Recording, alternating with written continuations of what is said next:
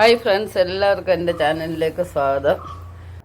കുരുമുളകെല്ലാം നല്ലപോലെ പഴുത്തിട്ടുണ്ട്. നമ്മളിന്ന് പറിച്ചെടുക്കുവാണ്. എല്ലാം ഇതുപോലെ. അപ്പോൾ ഇനി ഇത് പറിച്ചെങ്കിലേ അടുത്ത പൂക്കൾ വരത്തുള്ളൂ. പെട്ടെന്ന് തന്നെ അടുത്ത പൂവ് ഉണ്ടാവും. ഇത് നിത്യവും നമുക്ക് കിട്ടുന്നതാണ്. അടുത്ത കുരുമുളക് എപ്പം വേണമെങ്കിലും നമ്മുടെ വീട്ടിലുണ്ടെങ്കിൽ, കുറ്റി കുരുമുളക് ഉണ്ടെങ്കിൽ നമുക്ക് പറിച്ചെടുക്കാൻ പറ്റും. കണ്ടോ,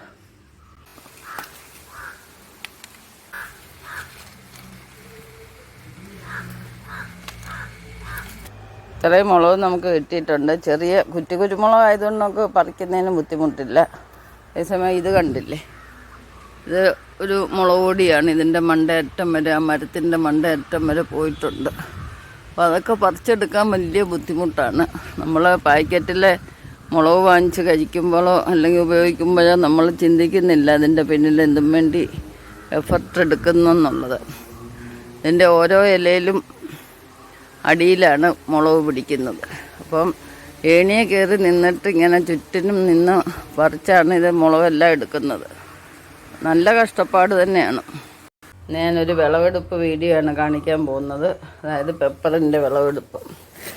നമ്മൾ പെപ്പറിൻ്റെ വിഭവങ്ങൾ ഇഷ്ടം പോലെ കഴിക്കുന്നുണ്ട്. ദൈനംദിന എല്ലാ കുട്ടികളും ചിക്കൻ്റെ ആയാലും എല്ലാം പെപ്പർ ചിക്കന്, അങ്ങനെ പല രീതിയിലുള്ള വിഭവങ്ങൾ നമ്മൾ കഴിക്കുന്നുണ്ട്. അപ്പം പലർക്കും ഈ പെപ്പർ എങ്ങനെ കിട്ടുന്നു എന്നുള്ളത് ആർക്കും അറിയത്തില്ല. അപ്പം അതിൻ്റെ ഒരു പ്രോസസ്സിംഗ് ആണ് ഇന്ന് ഞാൻ കാണിക്കാൻ പോകുന്നത്. അപ്പം ഇത് പറിച്ചെടുത്ത പെപ്പറാണ്. ഇത് നമ്മളിനി ഇത് വെയിലത്ത് വെച്ച് ഇതിൻ്റെ നനികളെല്ലാം ഉതിർത്തെടുക്കും. ചവിട്ടി ഉതിർക്കാം, കൈകൊണ്ട് ഉതിർക്കാം. എന്നിട്ട് ഇതിൻ്റെ ഈ തണ്ടെല്ലാം നമ്മൾ വേർതിരിച്ചെടുത്ത് പാറ്റി പറക്കിയാണ് നമ്മൾ ഉപയോഗത്തിന് എടുക്കുന്നത്. അപ്പോൾ ഇതെല്ലാം കൂടെ ഒന്ന് വെയിലത്ത് വെച്ച് ഉണക്കാം. നമ്മൾ പറിച്ച കുരുമുളകെല്ലാം ഇനി അത് നന്നായിട്ട് പൊഴിച്ചെടുക്കണം. അത് പൊഴിച്ചെടുത്തിട്ട് നമുക്ക് വെയിൽ വെച്ച് നല്ലപോലെ ഉണങ്ങിയെടുക്കും. ഇതെല്ലാം നല്ലപോലെ പഴുത്ത മുളകാണ്. ഇടയ്ക്ക് പച്ചയുണ്ട്, പക്ഷെ അതെല്ലാം നല്ലപോലെ മൂത്തതാണ്. ഇത് നിന്നാലും പൊഴിഞ്ഞു പോകത്തേ ഉള്ളൂ. അപ്പം നമ്മളിത് സൂക്ഷിച്ച് വെക്കേണ്ട രീതിയാണ് ഞാൻ ഇന്ന് പരിചയപ്പെടുത്തുന്നത്. ഇതിനകത്തുനിന്ന് ഇങ്ങനെ മാറ്റിയെടുക്കണം. മാറ്റിയെടുക്കുമ്പോൾ നല്ല വൃത്തിയായിട്ട് ഉണങ്ങി കിട്ടും. നമുക്കിതെല്ലാം ഒന്ന് പൊഴിച്ച്, നമ്മുടെ മുളകെല്ലാം നല്ല വൃത്തിയായിട്ട് ഉണങ്ങി എടുത്തിട്ടുണ്ട്. നമുക്കിനി ഇതൊന്ന് പാറ്റി പറക്കിയെടുക്കാം. 5 ദിവസത്തെ വെയിൽ കൊള്ളുമ്പം തന്നെ ഇത് ഉണങ്ങിക്കിട്ടും. ഉണങ്ങുമ്പോൾ ഈ ചുവപ്പ് നിറമൊക്കെ അങ്ങ് മാറും, നല്ല കറുപ്പ് കളറായി.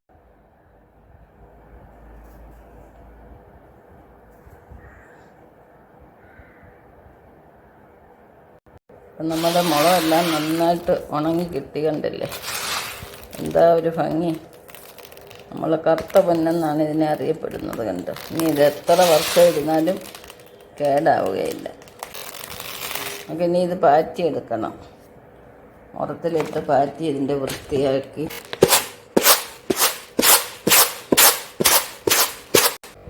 നമ്മളിത് ബക്കറ്റിലിട്ട് വെച്ചിട്ടുണ്ട്. ഇനി എത്ര നാൾ വേണമെങ്കിലും തീരുന്നിടം വരെ ഇരുന്നാലും ഒരു കേടും ആവത്തില്ല. അപ്പം ഇത്രയും പ്രോസസ്സാണ് നമുക്ക് കുരുമുളക് പാക്കറ്റിന് നമ്മൾ വാങ്ങിക്കുമ്പോൾ നമ്മളാരും ചിന്തിക്കുന്നില്ല ഇതിൻ്റെ പിന്നിലുള്ള പ്രോസസ്സിനെ പറ്റി. അപ്പോൾ അതൊന്ന് പരിചയപ്പെടുത്തുവാനും മാത്രമാണ് എൻ്റെ വീഡിയോയുടെ ലക്ഷ്യം.